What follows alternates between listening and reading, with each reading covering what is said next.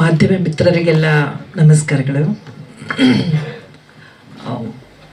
ನಾನು ಮೊನ್ನೆ ಶೂಟಿಂಗ್ ಮುಗಿಸ್ಕೊಂಡು ಬಂದ ಮೇಲೆ ನನಗೆ ಅರಿವಾಗಿದ್ದು, ಸುಮಾರು ವರ್ಷಗಳ ಹಿಂದೆ ನಾನು ಇದರಲ್ಲೂ ಅವ್ರ ಅತ್ತೆ ಅಂದರೆ ಹೆಣ್ಣಿನ ತಾಯಿ, ಅವರ ಹೆಂಡತಿ ತಾಯಿ ಅನ್ನೋ ಥರ ಕತೆ.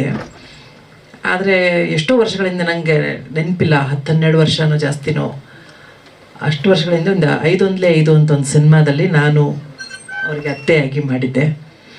ಅದು ಕ್ಲಿಪ್ಪಿಂಗು ಸಿಕ್ತು, ಆಮೇಲೆ ಕಳಿಸ್ದೆ ಅವ್ರಿಗೂ. ಅಯ್ಯೋ ಹೌದಲ್ವಾ, ನೀವೇ ಅಲ್ವಾ ಇದು ಅಂತ ಅವರು ಆಶ್ಚರ್ಯಪಟ್ಟರು. ಸೊ ಅಂದರೆ ಋಣಾನುಬಂಧ, ಅದೇ ಪಾತ್ರ, ಅದೇ ಥರದೊಂದು ಮತ್ತೊಂದು ಪಾತ್ರ. ಬಟ್ ಇದರಲ್ಲಿ ಅದು ಕಾಮಿಡಿ ಫಿಲ್ಮೇ. ನಾನು ಕಾಮಿಡಿ ಫಿಲ್ಮ್ಗಳನ್ನು ಮಾಡಿರೋದು ತುಂಬ ಕಡಿಮೆ, ತುಂಬ ಸೀರಿಯಸ್ ತಾಯಿ ಪಾತ್ರಗಳನ್ನು ಮಾಡಿದ್ದೀನಿ.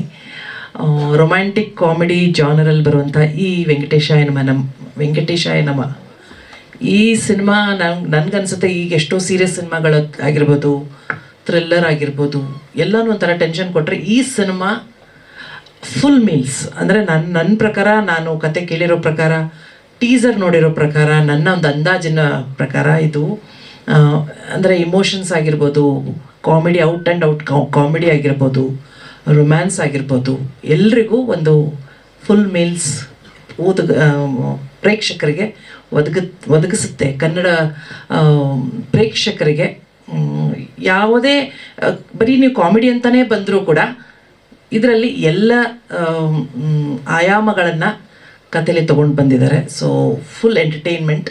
ಸೊ ಈ ಸಿನಿಮಾ ಬಗ್ಗೆ ಹೇಳಬೇಕಂದ್ರೆ ಇಟ್ ಈಸ್ ಎಂಟರ್ಟೈನ್ಮೆಂಟ್.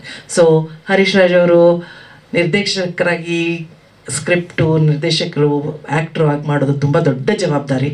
ಅದನ್ನು ತುಂಬ ಲವಲವಿಕೆಯಿಂದ ಆ್ಯಕ್ಟು ಕೂಡ ಮಾಡ್ತಾ ಇದ್ದಾರೆ, ಡೈರೆಕ್ಟು ಮಾಡ್ತಿದ್ದಾರೆ. ಜೊತೆಗೆ ಜನಾರ್ದನ್ ಸರ್ ಅವರು, ಅವ್ರ ಜೊತೆ ವರ್ಕ್ ಮಾಡೋದೊಂದು ಅವಕಾಶ. ತಂಡಕ್ಕೆ ಒಳ್ಳೆಯದಾಗಲಿ, ನಿಮ್ಮ ಸಹಕಾರ ಸದಾ ಇರಲಿ ಅಂತ ನಾನು ಕೇಳ್ಕೊಳ್ತೀನಿ.